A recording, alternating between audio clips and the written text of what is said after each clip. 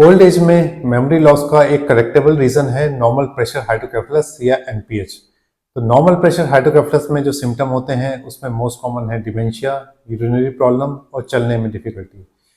तो normal pressure हाइड्रोकेफलस में जो यूरिनरी सिम्टम होते हैं उसमें पेशेंट को अर्जेंसी होने लगती है, पेशेंट की फ्रीक्वेंसी यूरिन की वो बढ़ जाती है।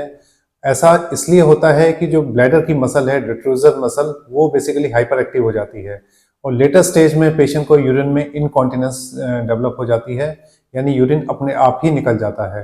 और बहुत लेटर स्टेज में फीकल इनकॉन्टिनेंस या मोशन की प्रॉब्लम डेवलप हो जाती है कि कई बार मोशन भी अपने आप निकल जाता है। लेकिन जो यूरिनरी सिम्टम हैं ये नॉर्मली जो गेट के सिम्टम हैं या चलने में जो डिफिकल्टी है उसके जो सिम्टम हैं उसके बाद डेवलप होते हैं और ये डिमेंशिया से पहले डेवलप हो जाते हैं।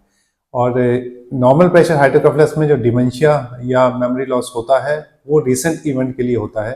तो पेशेंट जो है, जो नई चीज़ें हैं जो डेली लाइफ में हो रही हैं वो चीज़ें बेसिकली मेमोराइज नहीं कर पाते और फिर उनको रिकलेक्ट करने में उनको प्रॉब्लम आने लगती है।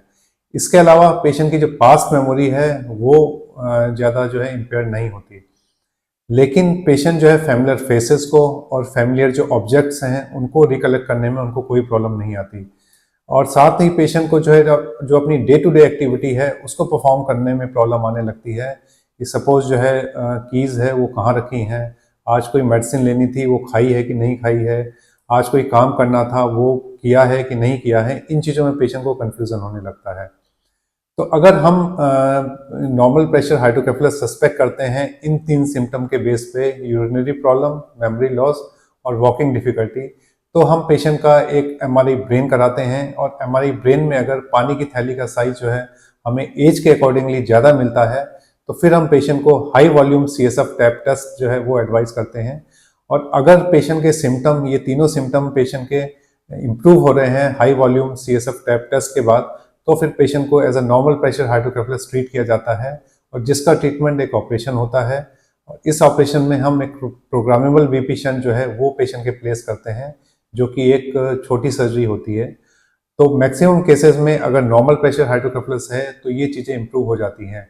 लेकिन ओल्ड एज में इसके अलावा भी बहुत सारे कंफाउंडिंग फैक्टर्स होते हैं, जैसे कई पेशेंट को प्रोस्टेट की प्रॉब्लम होती है, कई पेशेंट को नी ट्रांसप्लांट के बाद या हिप ट्रांसप्लांट के बाद भी चलने में डिफिकल्टी होती है। तो कई बार ये बताना मुश्किल हो जाता है कि ये जो सिम्टम डेवलप हो रहे हैं ये जो है पेशेंट को नॉर्मल प्रेशर हाइड्रोकेफलस की वजह से हैं या फिर किसी और प्रॉब्लम की वजह से। लेकिन केयरफुल हिस्ट्री से और पेशेंट के एग्जामिनेशन से ये चीज़ें काफ़ी हद तक क्लेरिफाई हो जाती हैं। धन्यवाद।